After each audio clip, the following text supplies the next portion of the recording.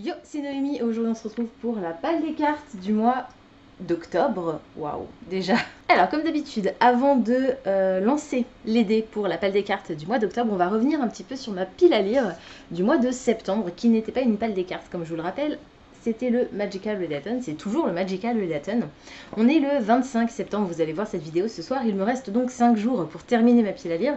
Je pense que c'est faisable, mais il faut vraiment que je me mette un coup de pied aux fesses parce que vous allez voir. Donc, ils sont très lourds, donc je ne vais pas tous vous les tenir, je vais plutôt vous les montrer un par un. Pour mon cours de conjuration, je devais lire un livre avec un rond sur la couverture. Je n'ai pas encore commencé La couronne d'os doré de Jennifer Larman-Trout, qui est le tome 3 de le sang et la cendre, c'est ça. Voilà, donc je ne l'ai pas commencé.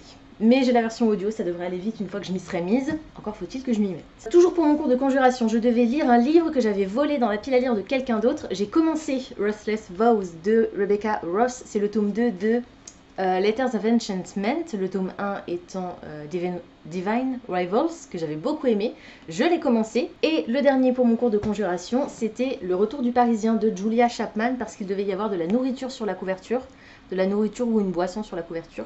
Alors ici ça se voit pas trop, mais je vous remettrai par là la couverture juste du tome 2, parce que là c'est l'intégrale des tomes 1 et 2.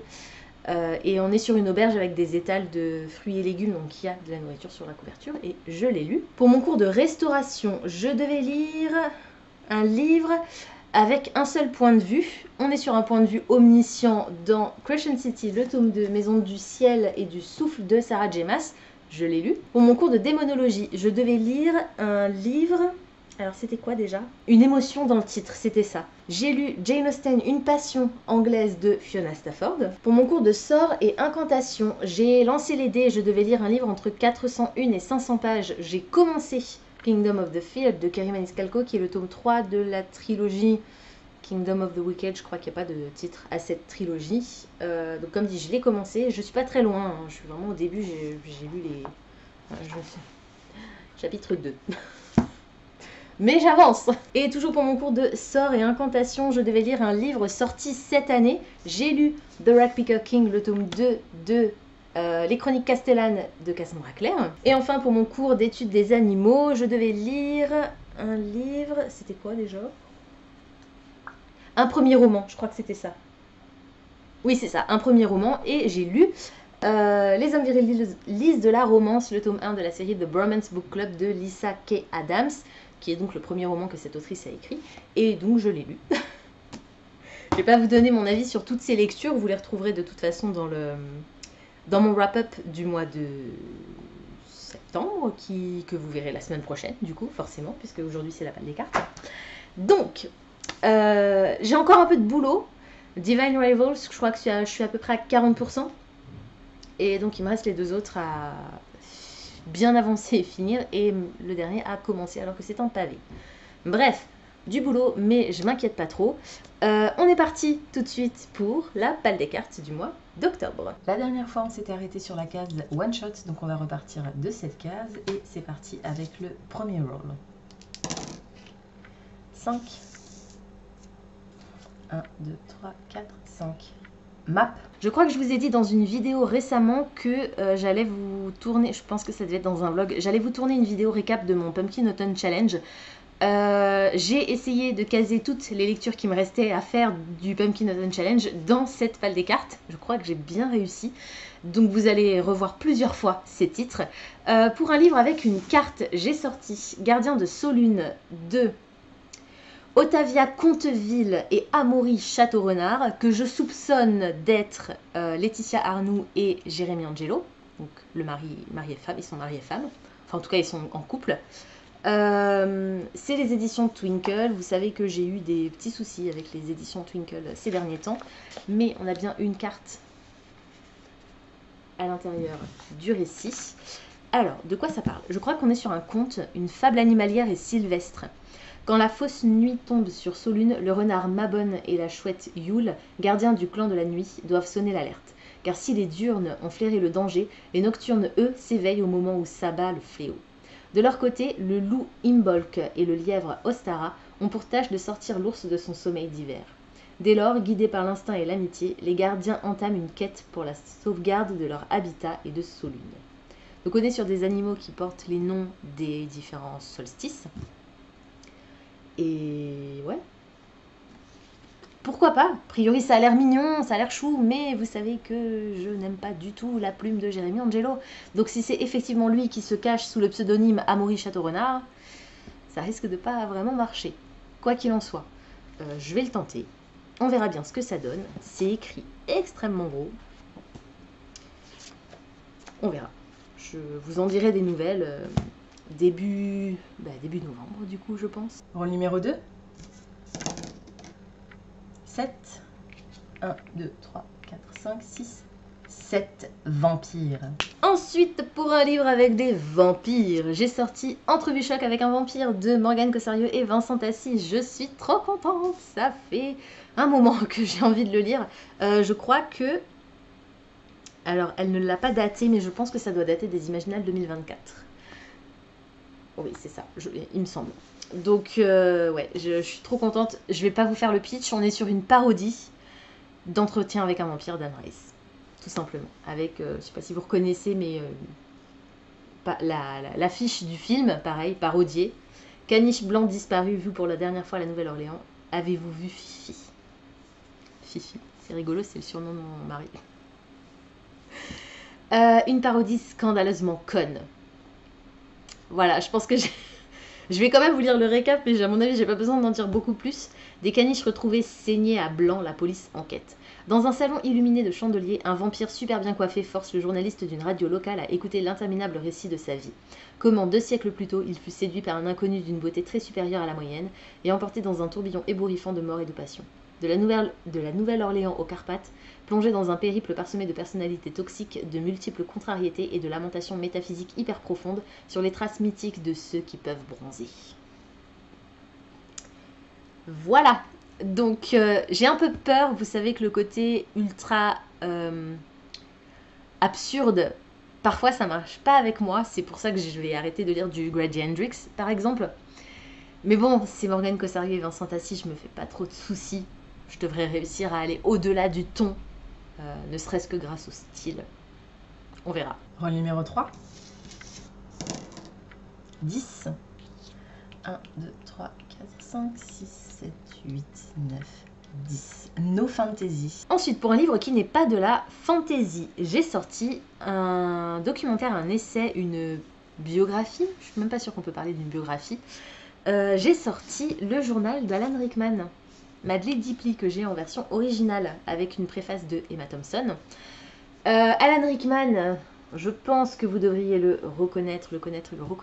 C'est un acteur que j'aime énormément, qui a joué dans plein de choses que j'ai adoré, mais il est connu surtout par les jeunes générations pour son rôle de Rogue dans la série Harry Potter. Il a joué dans Piège de cristal, entre autres, dans Raison et Sentiment, entre autres, dans Love Actually, entre autres. Voilà, enfin, c'est un acteur extraordinaire, c'était un acteur extraordinaire qui nous a quittés beaucoup trop tôt. Et on est donc sur son journal intime, tout simplement, la retranscription de son journal intime, avec au centre quelques photos. Voilà, donc j'ai très très hâte de me plonger là-dedans. C'est une personnalité qui m'intéresse vachement, je ne veux pas dire qui me fascine, parce que je ne me suis jamais vraiment penchée sur sa biographie ou quoi que ce soit. Mais c'était quelqu'un de très discret. Tiens, j'ai encore le ticket de caisse dedans, ok. Donc ouais, j'ai hâte de voir ce que ça donne. Il a un sacré charme, cet acteur. Il avait un sacré charme.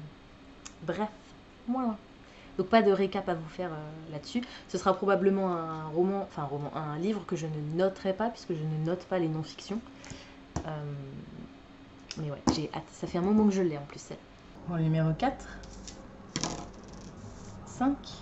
1, 2, 3, 4. 5, Mood Read. Ensuite, on est tombé sur la case Mood Read. Alors, j'en ai sorti 2 juste parce que c'est la case Mood Read et que je voulais pas décider maintenant de ce que j'aurais envie de lire le moment venu. Mood Read, ça veut dire la lecture en fonction de l'humeur du moment. Donc, voilà, ça va dépendre du moment où je décide de sortir ce livre. Mais j'ai le choix entre The Gilded Cage de Lynette Noni, qui est le tome 2 de The Prison Healer. Je sais plus s'il y a un titre à cette série. J'ai beaucoup aimé le tome 1 que j'ai lu assez récemment et il faisait partie des livres les plus vieux de ma pile à lire, donc il était temps que je le sorte. Je me dis que si je pouvais continuer la série, ça pourrait être pas mal. Dans cette histoire, on va faire la rencontre de Kiva. C'est la guérisseuse d'une prison et elle va recueillir une princesse rebelle et recevoir un message codé lui demandant de garder la princesse en vie le temps que les renforts arrivent. Sauf que la princesse est condamnée à une série d'épreuves qui systématiquement se terminent avec la mort des participants. Donc elle va prendre sa place dans ces épreuves. Et on va suivre Kiva dans la réalisation de ces 3 ou 4 épreuves, je crois, qui ont un lien avec les éléments. Donc on est sur un univers où il y a de la magie élémentaire. Et voilà, j'avais vraiment beaucoup aimé le tome 1 et j'avais été très surprise, agréablement surprise par la fin. Donc je suis curieuse de lire la suite qui va se dérouler vraisemblablement dans un tout autre décor. Et le deuxième, c'est encore un récit de non-fiction et il s'agit de Fantasy et Féminisme, qui est un documentaire écrit collectivement aux éditions ActuSF et qui ressort chez Helios, donc c'est leur collection poche. Qui est ressorti là très récemment en juillet je crois dans ce format.